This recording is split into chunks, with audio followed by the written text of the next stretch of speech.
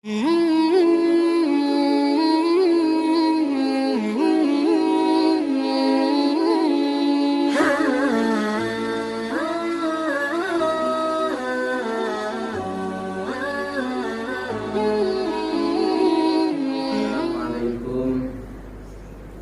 warahmatullahi wabarakatuh. Bismillahirrahmanirrahim. Alhamdulillahirabbil alamin. Wa bihi nasta'inu ala umuri dunya waddin. Wassalatu wassalamu ala sayyidina Muhammadin wa ala alihi wa sahbihi ajma'in. Amma ba'du.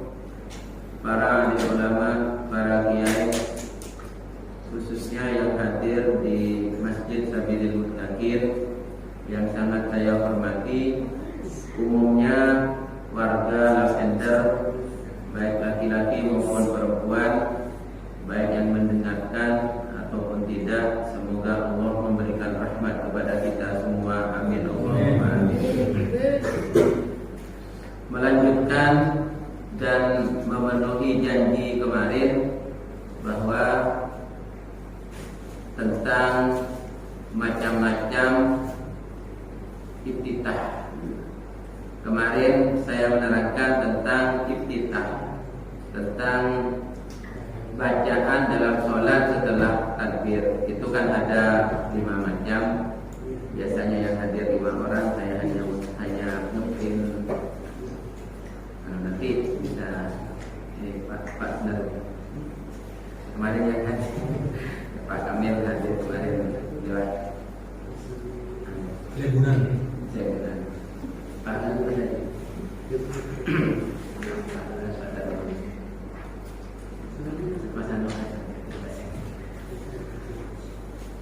Jadi ada yang dibaca semua iftitah itu, ada yang dibaca hanya satu. Jadi memang iftitah itu ada 5 macam. Yang pertama, iftitah itu wajjahtu wajhiya lilladzi fataras samawati wal arda hanifan musliman wa ma ana minal musyrikin inna sholati wa nusuki wa mahyaya wa mamati lillahi rabbil alamin. Itu cukup. Jadi enggak perlu Allahu akbar kabira walhamdulillahi katsira wa subhanallahi bukratan wa asila. Itu sudah iftitah itu, tapi iftitah lain. Tidak apa-apa. Jadi setelah Allahu akbar diam sebentar, kemudian wajjahtu wajhiya. Itu udah apa-apa. Pakai yang pertama. Kalau pakai yang kedua pendek. Allahu akbar. Alhamdulillah hamdan katsiran thayyiban mubarakan fi. Biasanya kesukaannya orang imam tarawih. Jadi imam tarawih itu sebenarnya baca iftitah itu. Kan ada yang mengatakan, wah kalau tarawih di Sabilil Muttaqin, kalau imamnya hamba nggak pakai iftitah, kesusun. Saya pakai, tapi pakai yang makanya ngaji. Pakai yang pendek. Alhamdulillah hamdan katsiran thayyiban mubarakan fi. Itu sudah iftitah. Itu sudah iftitah. Kemudian yang ketiga, nah ini apa semua? Allahu akbar kabira walhamdulillahi katsira wa subhanallahi bukratan wa asila. Itu cukup. Itu iftitah. Justru iftitah ini yang dikagumi oleh Rasulullah. Karena bukan perintah dari Rasulullah. Jadi ketika Rasulullah itu sholat maghrib, Allahu akbar.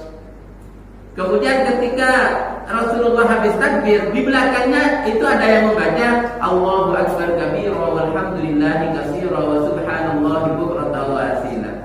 Lah itu malaikat-malaikat di atas itu semuanya itu bingung nulis pahalanya orang yang membaca itu. Setelah selesai sholat sama Rasul ditanya, siapa tadi yang membaca Allahu akbar kabira walhamdulillahi katsira wa subhanallahi bukratan wa asila? Siapa? Gak ada yang ngaku. Dikirain mau dimarahin oleh Rasulullah. Ternyata tadi malaikat sibuk mencatat rahmat yang mau diturunkan kepada kamu berkat kamu membaca Allahu akbar kabira. Karena ini memang semuanya sanjungan kepada Allah, tidak untuk dirinya. Jadi Allahu akbar kabira Allahu Akbar, maha besar Allah, walhamdulillahi katsira, dan segala puji bagi Allah yang sangat banyak, wa subhanallahi bukratan wa asila, dan Allah adalah maha suci di pagi hari dan di malam hari, siang dan malam selalu suci. Allah tidak akan pernah tidak sempurna. Allah selalu sempurna, selalu maha suci Allah. Jadi sanjungan kepada Allah. Jadi sebenarnya dulu itu ada orang tanya kepada Rasulullah, "Ya Rasul, saya punya teman saya itu wiritan tuh, zikir terus. Jadi hanya nyanjung Allah terus, seperti baca Allah Akbar atau la ilaha illallah, gak pernah berdoa ya Rasul. Pokoknya gak pernah berdoa. Ya kan doa itu diperintah ya Rasul. Terus saya punya teman juga gak pernah berzikir, minta terus. Jadi sebaliknya, gak pernah berzikir, minta terus. Dijawab sama Rasulullah, orang yang gak pernah minta tapi selalu berzikir kepada Allah, maka semua kebutuhannya lebih diutamakan oleh Allah daripada orang yang minta. Kan ada orang yang mintanya panjang, minta ini, minta itu, minta ini, minta itu, zikirnya pendek. Kalau Imam Ghazali, mintanya itu satu tapi zikirnya kadang sampai setengah jam. Hamdan daiman hamdan yuwafi ni'amahu yukafi mazidah ya tawwab ya rahman ya rahim ya mujib. Jadi dibaca semua Asmaul Husna itu dibaca oleh Imam Ghazali, baru ya Allah ighfir lana dzunubana, ampunilah dosa saya. Ini kan enggak permintaan, tapi sebelum minta itu Allah disanjung dengan Asmaul Husnanya. Ya Sami'u ya Basir, ya Mujibud Da'awat, ya Kabir, ya Azim, semuanya disebutkan. Baru mintanya hanya satu, ya Allah ighfir lana dzunubana, ampunilah dosa saya. Lah kenapa kau hanya minta ampun, kau enggak minta surga dan neraka? Karena Allah, orang itu kalau sudah diampuni oleh Allah, apa yang dia mau Allah turuti. Makanya dulu itu ada orang datang ke Rabi'atul Adawiyah, wali perempuan yang sangat hebat. Datang, kemudian, ya Syekhah, wahai guru perempuanku, tolong doain saya, semoga saya hajat-hajat saya dikabulkan oleh Allah. Apa jawabannya Rabi'atul Adawiyah? Iya, kamu saya doakan semoga dosamu diampuni oleh Allah. Hanya itu. Loh kenapa? Karena kalau dosa sudah diampuni, apapun yang ada dalam detak hatinya itu diampuni, dikabulkan oleh Allah. Pingin ini, pingin anaknya cerdas, dikabulkan oleh Allah. Pingin ada anaknya gak nakal, dikabulkan oleh Allah. Pingin anaknya sukses, dikabulkan oleh Allah. Kenapa? Karena dia itu banyak berzikir, diampuni oleh Allah Subhanahu wa ta'ala. Sama dengan kita minta rahmat, ya Allah berikanlah rahmat kepada kami, ya Allah berikan rahmat. Sampai 100 kali di malam hari minta, ya Allah berikanlah rahmat. Itu belum tentu diberi oleh Allah. Tapi kalau kita membaca sholawat 1 kali, itu langsung otomatis oleh Allah diberi rahmat 10 rahmat. Kenapa? Karena mendoakan atau menyanjung kekasihnya yang namanya Muhammad sallallahu alaihi wasallam. Allahumma shalli ala sayyidina Muhammad, kan menyanjung Rasulullah. Itu langsung diberi oleh Allah rahmat sebanyak 10. Kalau baca 10 diberi 100. Kalau baca 100 diberi 1000. Kalau baca 1000 haram jasadnya masuk ke api neraka. Kapan itu? Kalau istiqomah tiap hari 1000 baca selawat. Saya tahadus bin nikmah, saya gak sombong, jadi gak minta sanjung dari sampean, hanya mungkin sampean iri boleh. Saya kalau baca selawat itu siang 1000, malam 1000. Terasa nikmatnya hidup itu terasa. Nikmatnya hidup itu terasa. Kenapa? Karena rahmat itu selalu diturunkan oleh Allah. Kalau dulu sibuk dengan pekerjaan, baca selawat gak sempat ada. Sekarang gak sibuk dengan pekerjaan, saya sibuk dengan baca selawat.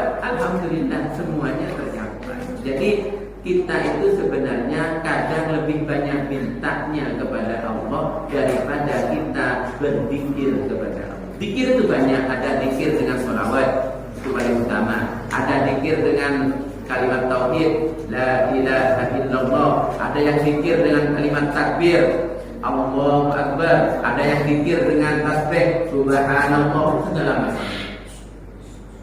Justru ada yang kita gak nyebutkan apa-apa, sampai umpamanya duduk di pinggir jalan, kemudian ada hewan, ya Allah, maha kuasa, maha besar Allah, bisa menciptakan semut. Itu juga zikir itu. Bisa menciptakan semut, jantungnya ada di mana, paru-parunya ada di mana, kemudian kalau makan ditaruh di mana. Terus kemudian kalau lahir tempat keluarnya itu dari mana, itu semuanya ada itu. Terus dokter mana yang bisa membuat sedikit semua? Coba bayangkan. Nah, itu sudah berpikir. Justru itu namanya tafakkur. Memikirkan kekuasaan Allah, memikirkan kebesaran Allah, itu afdal min ibadah di sana. Sampai berpikir sesaat tentang kekuasaan Allah itu lebih utama daripada ibadah 1 tahun. Bayangkan. Kenapa? Karena kalau orang sudah mampu berpikir tentang kekuasaan Allah, berarti dia imannya tinggi. Kalau kita kadang lain, ada semut malah kadang ada semut banyak, cari korek sama saja kenyataan. Yo. Tapi kalau imannya tinggi dipikir, semut bertumpuk-tumpuk, bisa nggak tukaran, satunya nginjak satunya, tapi nggak tukaran, coba manusia. Jadi itu semuanya bisa menambah keimanan kepada kita. Makanya kalau dulu pernah seorang wali datang ke tempat miras, tempat diskotik, tempat hiburan malam orang-orang perempuan yang sangat hina, malah nambah keahliannya. Ketika masuk, kita langsung menangis dan menambah keahliannya. Ya Allah, ini semua takdirmu ya Rabb, dan engkau lebih mampu lagi merubah perempuan ini menjadi baik.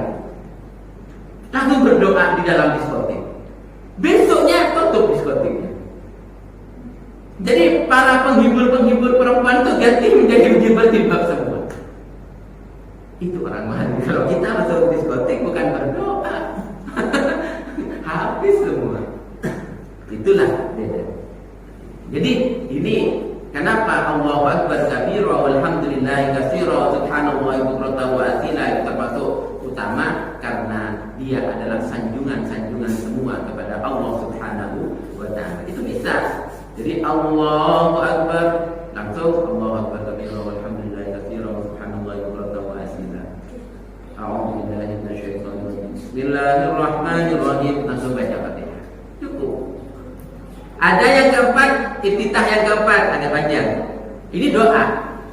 Allahumma ba'id baini wa baina khataayaya kama ba'adta bainal masyriqi wal maghrib. Allahumma naqqini min khataayaya kama yunqas thawbul abyadu minad danas. Allahumma ghassilni min khataayaya bil ma'i was salji wal barad. Ini semuanya doa. Lebih utama mana? Lebih utama Allahu Akbar kabira walhamdulillahi katsira subhanallahi bukratan wa asila. Kenapa? Karena itu zikir. Kemudian lebih panjang lagi yang kelima. Ini yang tengah Pak Sari ini, Pak kami. Lebih panjang yang nomor 5. Allahu antal maliku la ilaha illa anta rabbi wa ana 'abduka dhalamtu nafsi wa i'taraftu bi dhanbi wa ighfirli bi dhunubi jami'an fa innahu la yaghfiru dhunuba illa anta wahdini li ahsanil akhlaq la yahdi li ahsaniha illa anta wasrif anni sayyi'aha la yasrifu anni sayyi'aha illa anta labbaika wa sa'daika wal khairu kulluhu bi yadayka was-sharru laysa ilayka ana bika wa ilayka tabarakta rabbana wa ta'alaita astaghfiruka wa atubu ilaik. Itu panjang. Itu banyak. Kalau sendirian enggak apa-apa. Kalau jadi imam jangan pakai itu. Makruh. Kenapa? Makmum dulu. Habiskan dulu. penting. Itu namanya macam-macam iftitah. Kemarin saya tidak janji akan saya buktikan. Nanti sampean kalau sendirian tempelkan di depannya yang sholat, di temboknya. Sampean terserah baca yang mana. Baca yang paling bawah kalau sendirian nggak apa-apa. Baca yang nomor 4 nggak apa-apa. Tapi kalau jadi imam, baca nomor 3 dan nomor 2 aja, atau nomor 1 kalau jadi imam. Bismillahirrahmanirrahim. Qala al-musannif rahimahullahu ta'ala wa nafa'ana bihi wa bi'ulumihi fid dharain amin. Bismillahirrahmanirrahim. Al-arkanul lati talzamu fiha at-tuma'ninatu arba'atun. Rukun yang wajib tumaknina di dalam rukunnya sholat tersebut itu ada 4. Rukun sholat itu kan ada 17. Yang wajib tumaknina itu hanya 4. Hanya 4. Jadi rukun sholat itu ada 17. Yang wajib tumaknina itu hanya 4. Yang pertama, ar-ruku' wal iktidal. Di dalam ruku' dan iktidal. Ruku' paham tadi? Ruku' bunda, iktidal yang berdiri itu. Jadi itu wajib tumakninah. Dan ruku' dan iktidal wajib tumakninah itu khusus umatnya Nabi Muhammad sallallahu alaihi wasallam. Jadi yang ruku' dan iktidal itu harus tumakninah, itu khusus umatnya Nabi Muhammad sallallahu alaihi wasallam. Dan lagi juga khusus umatnya Nabi Muhammad, amin, at-ta'min, baca amin setelah waladdallin, amin. Itu khusus umatnya Nabi Muhammad. Terdahulu tidak ada amin. Tidak ada amin, setelah Fatihah tidak ada amin. Jadi orang umat itu semuanya itu memang diperintah sholat. Kayak ibunya Nabi Isa, Siti Maryam itu juga diperintah sholat oleh Allah. Dalam Al-Quran itu kan disebutkan, ya Maryamu qnuti li rabbiki wasjudi warka'i ma'ar raki'in. Jadi wahai Maryam, taatlah kamu kepada Tuhanmu, wasjudi dan sujudlah kamu, warka'i dan rukuklah kamu, ma'ar raki'in bersama orang-orang yang ruku. Yang dimaksud dengan ruku itu kalau sholat itu khusyuk. Jadi yang dimaksud dalam Al-Quran warka'i, ruku itu di dalam sholat itu diusahakan khusyuk kepada Allah Subhanahu wa ta'ala. Kan kadang kita khusyuk, kadang kita ruku tapi hatinya kemana-mana. Itu berarti tidak melaksanakan ruku yang sebenarnya.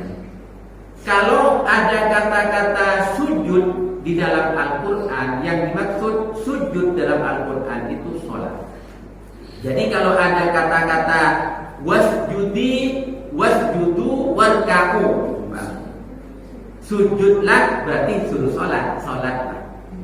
Kalau warka'u dan rukuklah kalian semua, berarti sholatnya disuruh khusyuk. Berarti apa? Berarti tidak diperintah ruku. Nah, sekarang kalau sholat ya pasti ada rukuknya. Kalau nggak ada rukuknya ya nggak sah sholat. Kemudian yang disebut dengan kunut, kan ada kunut kalau subuh. Yang disebut itu ada matut. Jadi kunut itu sebenarnya mengajarkan kepada umat untuk ada matut. Jadi melanggengkan taat secara istiqomah kepada Allah Subhanahu wa ta'ala. Jadi subuh diperintah kunut, berarti nanti zuhurnya sholat lagi. lagi ya. Jangan subuh saja kan seperti itu. Asarnya juga sholat, maghribnya juga sholat, isaknya juga sholat. Subuh nanti diperintah lagi dengan kunut. Kunut itu tujuannya bagaimana? Tujuannya agar orang itu melazimkan ibadat atau taat atau sholat kepada Allah Subhanahu wa Ta'ala. Jadi yang wajib tumaknina dan di dalam sholat, dalam rukun sholat itu ruku dan sujud. Ruku itu kadang ada yang kebebasan, ada yang begini. Oh, sampai gini tangannya, nggak boleh. Ruku itu antara sini lurus ke depan, jadi lurus. Ini sudah ukurannya orang itu ini dengan ini itu memang dibuat ideal oleh Allah. Cukup sampai lutut. Nah, ini. Jadi kalau masih belum asam urat dan kolesterol itu kan bisa dipaskan menggok ke belakang. Ini sudah pas. Seandainya naruh sesuatu di punggung nggak mungkin ya. Itu maksudnya ruku yang sebenarnya. Nah, jadi harus diam, jangan bergerak kemudian baru sami Allah liman hamid. Kalau bisa tegak, orang itu sholat itu tegak, jangan berdiri. Sholat itu suruh tegak, insaf tegak, makruh. Ini itu makruh. Kalau bisa tegak, oleh khusyuk, bukan begitu caranya. Khusyuk itu tidak bisa dibuat. Khusyuk itu tidak bisa dibuat. Kalau ingin lebih khusyuk, ditekan perutnya agak ditekan. Itu untuk mengurangi gerakan-gerakan setan di dalam tubuh. Itu agak ditekan, nggak apa-apa. Tapi jangan begini kalau harus tegak. Selama bisa tegak. Kalau sepeda tegak, pas sholat nggak tegak. Makruh. Mengurangi pahalanya sholat. Harus tegak dulu, tegak. Bahkan kalau mau takbiratul ihram harus tegak dulu, wajib tegak baru. Jadi namanya jalan ini. Oh, nggak boleh. Jadi harus tegak dulu baru Allah. Kan kalau imam sudah jangan tegak dulu baru mulai takbir. Boleh. Jika sholatnya sebenarnya menurut Imam Syafi'i. Kemudian yang wajib tumaknina di dalam sholat, di dalam rukun, di dalam sujud dan duduk antara dua sujud. Jadi sujud kemudian duduk, sujud lagi. Kadang kalau saya sholat di belakang itu saya kan sambil mengevaluasi. Bukan saya lebih sempurna, tidak. Tapi mungkin kan nanti kalau ngaji kan bisa disampaikan untuk menyempurnakan ibadah. Sujud itu terutama perhatikan ini ya, kaki ini usahakan jari-jari menghadap ke kiblat. Jadi jangan sampai di dalam kaki ini kadang jangan sepede, kadang saya hanya begini. Bahkan dalam salah satu kitab hadis itu kalau hanya dua yang tekuk, jempolan sama ini, itu gak sempurna sholatnya. Ada dalam satu hadis seperti itu. Kalau bisa itu semua, kalau bisa menghadap ke kiblat semua. Menghadap ke kiblat.